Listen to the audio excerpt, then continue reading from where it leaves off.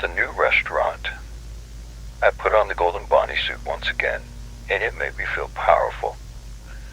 As for my victims, at the new pizzeria, I didn't care who died, as long as it meant more blood on Henry's hands, because if I can't have Freddy's, no one can. So I put on the suit during the day shift, lured them into the safe room, and did them in during the night shift. Although something happened that I did not expect. The old robots from the old location were trying to save the children. And they were all under control of that damn puppet. They couldn't save them, obviously, but it's like the older animatronics were almost alive in some way. Not to mention that they tried to get a night guard by the name of Jeremy Fitzgerald to find out the truth and stop me. So I arranged for him to take a day shift and then reprogrammed the Mangle animatronic to bite him and kill him. He, however, survived, with his frontal lobe missing, giving birth to the infamous Bite of 87. Because of his injuries, he remembers nothing. So I guess things went my way in the end, just not the way I expected it. But it's almost like the ghosts of the first 5 children I killed came back, which gave me one of the greatest ideas I've ever had in years. What if I could find a way to bring Evan back to life? Unfortunately, I wasn't the only one that came up with the idea. Turns out Henry beat me to the punch on that one.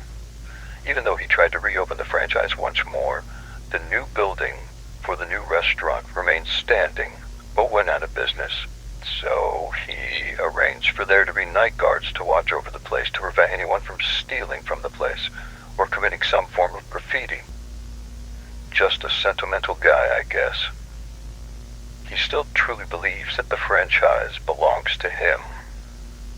So as in that building, I found him in his office. I sliced out his throat and made it look like a suicide and took some blueprints he was working on. Blueprints that were showing how to make animatronic robots seem more human-like in order for him to bring his daughter back to life. I was the one that always came up with the majority of the greatest ideas for the company.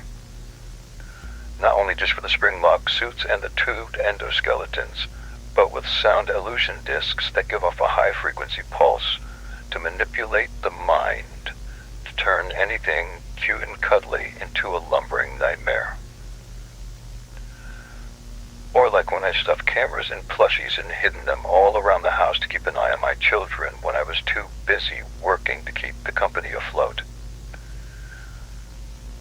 But I guess it turns out that Henry is a visionary genius, after all. After stealing the blueprints, that wasn't the only thing that I found in his office. There was something about Remnant that he wrote down about in his journal, positive and negative. And it turns out that the negative, Remnant, was the most powerful because it was created by agony.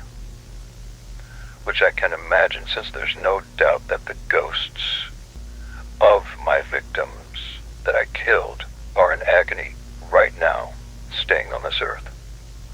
So then I came up with the most genius idea to bring Evan back.